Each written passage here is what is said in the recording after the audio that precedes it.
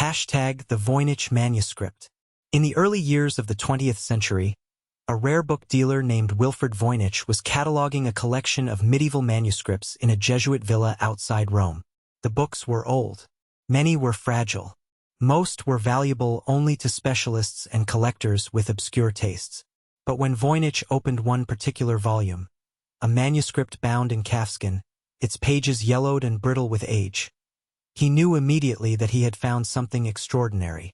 Not because of its beauty, though it was beautiful, and not because of its age, though it was old, but because absolutely no one could read it. The manuscript was written in a cipher so complete, so systematic, and so utterly resistant to interpretation that it would consume the attention of cryptographers, linguists, historians, and amateur codebreakers for more than 6 centuries without yielding its secrets. Today, in a climate-controlled vault at Yale University's Voynich Rare Book and Manuscript Library, that same manuscript sits behind reinforced glass. It is called the Voynich Manuscript, and it remains one of the most bewildering mysteries in the history of human language. What makes it so strange is not just the language.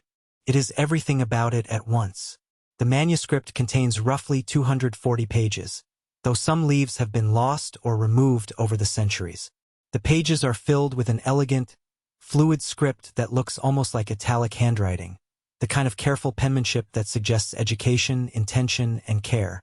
But the letters form no recognizable alphabet.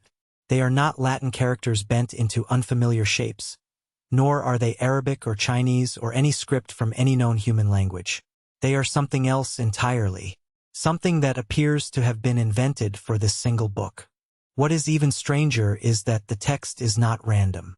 This is not the work of a madman scribbling nonsense on vellum. The script follows consistent patterns and rules. Letters combine and recombine in ways that suggest grammar, the underlying structure of language itself. There are what appear to be word breaks, spacing, punctuation. There are sections of text that repeat. There are passages that seem to build in complexity and then resolve. Everything about it screams meaning. Everything about it insists that there is something here to understand. And yet, for 600 years, no one has successfully understood what that something is. The manuscript is also lavishly illustrated. Between the blocks of ciphertext are hundreds of drawings rendered in what appears to be a mixture of ink and watercolor. These illustrations are, in their own way, as mysterious as the text itself. Some are botanical, plants rendered in meticulous detail, though many of them appear to be plants that have never grown on Earth. They have leaves of impossible shapes, flowers that could not photosynthesize, roots that twist in geometries unknown to nature. Some drawings show astronomical charts and diagrams, zodiac wheels, orbital systems, star maps of constellations that do not quite match the night sky as we know it.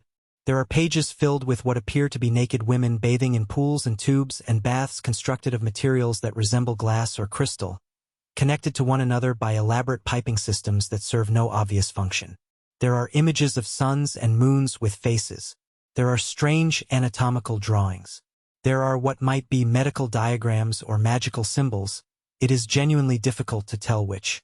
The entire manuscript, text and image alike, creates the impression of a window into some parallel or invented universe, a world that follows its own rules and speaks its own language. For centuries, the manuscript's provenance was unknown. How it was made, by whom, and for what purpose were complete mysteries. Then, in 1912, just a few years after Voynich had acquired it, a researcher discovered a letter tucked inside the back cover. The letter was written in Latin, dated 1666, and it was addressed to the great Jesuit scholar and polymath Athanasius Kircher.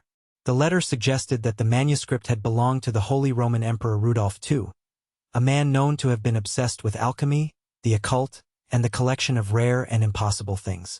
According to the letter, Rudolph had purchased the manuscript from a mysterious alchemist, paying a large sum for it.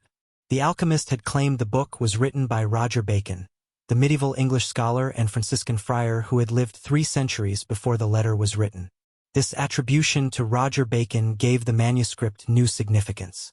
Bacon was legendary. He had been a philosopher, an early experimenter in what we would now call the scientific method, and a scholar reputed to possess vast secret knowledge. If the manuscript truly was his work, It might be a record of lost medieval wisdom, a repository of secrets too dangerous or too profound to be written in the ordinary language of his time. Scholars rushed to decode it. If it was Bacon's work, then it had been written in the late 13th century. That meant that the cipher had survived, unbroken, for more than 400 years before Rudolf II bought it. And now, in the 20th century, with modern cryptographic techniques, with computers and pattern analysis and thousands of trained minds turned to the problem, surely it could be solved. Surely Bacon's secrets could be revealed. They were wrong. Through the 20th century and into the 21st, the Voynich Manuscript defeated every attempt at decryption. Professional codebreakers who had cracked Nazi Enigma machines and solved Cold War cryptograms took on the challenge and retreated, baffled. Linguists who could read dead languages and reconstruct lost linguistic families stared at the script and found nothing to hold on to. Computer scientists wrote algorithms and ran statistical analyses and discovered only that the cipher's distribution of letters was suspiciously regular, almost as if it had been designed to resist the very tools that had been created to break it.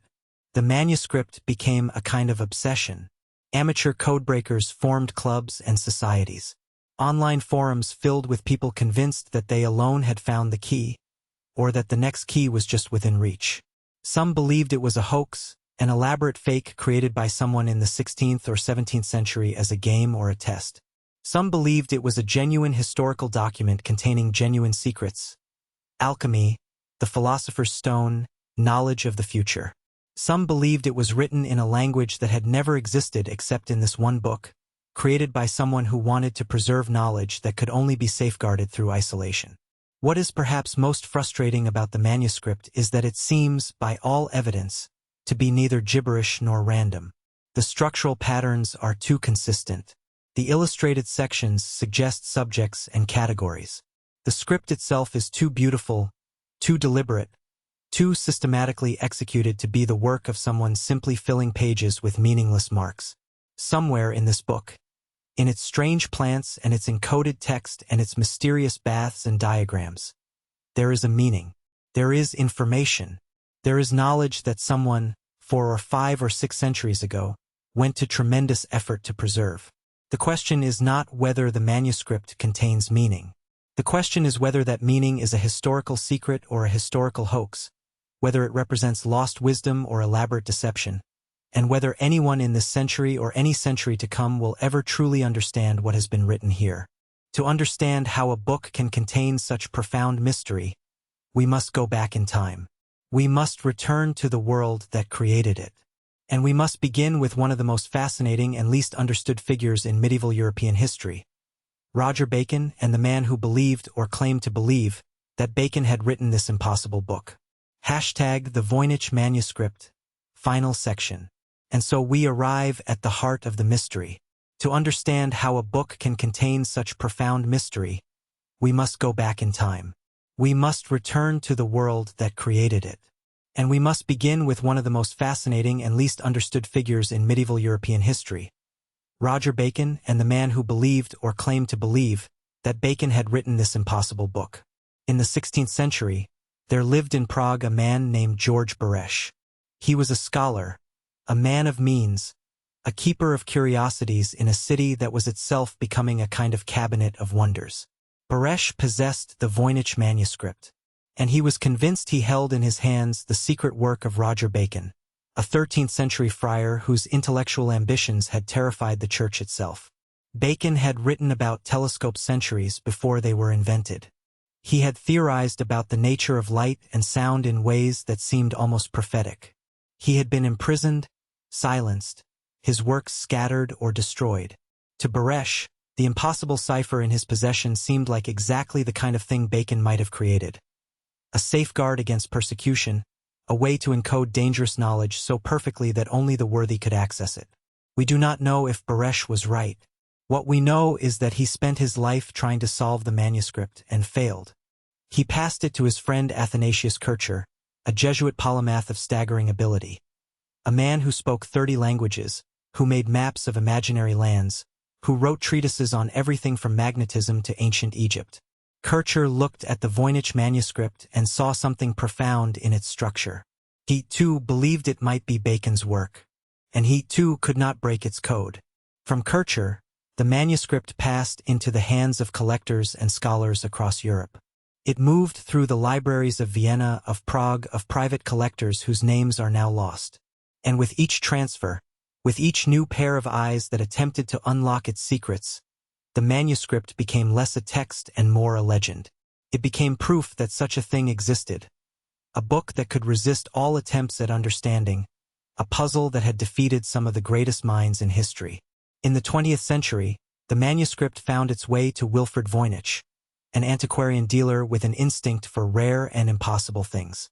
Voynich acquired it in 1912 and spent the remainder of his life convinced that he had found something genuinely extraordinary. When he died, the manuscript passed to his wife, and after her death it was donated to Yale University, where it remains today. It has been studied by linguists, by codebreakers, by scholars from every discipline imaginable. It has been subjected to carbon dating, to multispectral imaging, to computational analysis. And yet it has not yielded its secret. Perhaps the most honest thing we can say about the Voynich manuscript is this. It is a beautiful and mysterious object that tells us less about the past than it tells us about ourselves. Every generation that has encountered it has seen in it what they wanted to see. Medieval scholars saw lost alchemical wisdom. Renaissance thinkers saw the work of a persecuted genius. 20th century codebreakers saw a cipher waiting to be broken. And in our own age, with our pattern recognition algorithms and our computational power, we see a puzzle that artificial intelligence might finally solve. We see our own optimism reflected back at us. But perhaps that is precisely why the manuscript has endured. In a world of texts that have been solved, decoded, explained, and exhausted, the Voynich manuscript remains genuinely unknowable. It is a book that asks us to sit with mystery rather than resolve it. It is a document that suggests, quite literally, that there are things in human culture that may never be fully understood, and that this fact, rather than being a defeat, might be something approaching a miracle. We live in an age of radical transparency, where almost nothing remains hidden for long, where photographs become available within seconds, where documents are leaked and dissected, where privacy itself seems to be becoming a historical concept. In this context, the Voynich manuscript is almost an act of rebellion. It is a piece of human creativity that has successfully resisted for centuries of analysis. It remains genuinely opaque. And in remaining opaque, it preserves something precious. The idea that mystery can persist, that not everything can be solved, that human beings are capable of creating things that outlast our understanding of them. The manuscript sits in Yale's Beinecke Library today, open to scholars but closed to full comprehension. People come from across the world to see it, to stand before its pages, to look at its strange plants and its impossible script and its baths filled with water and figures that may or may not be human. They come seeking answers, and they leave, almost without exception, with only more questions. That is its gift. In the end, the Voynich manuscript tells us something about the nature of knowledge itself.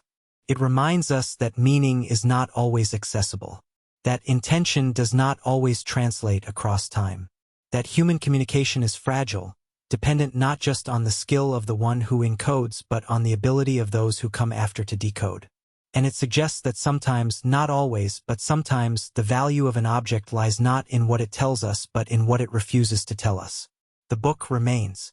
The mystery persists. And in classrooms and universities and in the quiet rooms of amateur codebreakers working by lamplight late into the night, the Voynich manuscript continues to ask its silent, insistent question. What am I? What was I meant to be? And who was I meant for? These questions have echoed across 600 years. They may echo for 600 more. And perhaps that is exactly as it should be.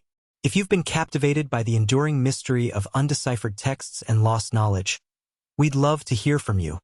Which forgotten civilization should we explore on the trail of world history next?